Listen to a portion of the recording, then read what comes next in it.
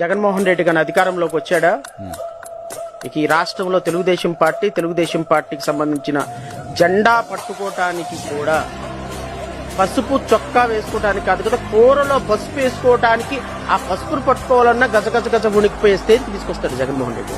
అంత భయపెడుతుంది.